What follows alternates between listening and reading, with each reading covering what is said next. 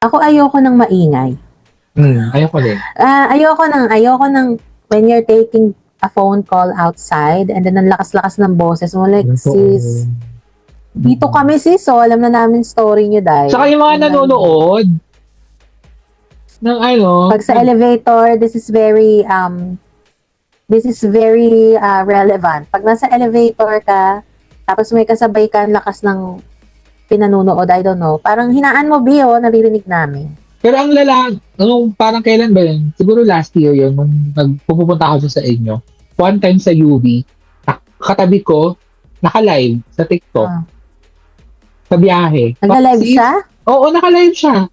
Parang sis, pwede ba mamaya na yung live para may mga kasama ka dito? So naririnig na nung buong UV, naka-tune in sa live na. Invading privacy, I don't like it. And if someone is invading your privacy, I don't like it. Ayoko sa isa pa sa dating sa Reddit. Yung nagpo-phone ka and then somebody is like reading it. Oo, when you're outside, tapos puso ngayon sa TikTok, pag mga funny videos, pag nag-open ka ng comments, isa lagi sa mga comments ngayon, tumawa yung katabi ko sa jeep. Ibig sabihin nakikinood yung katabi.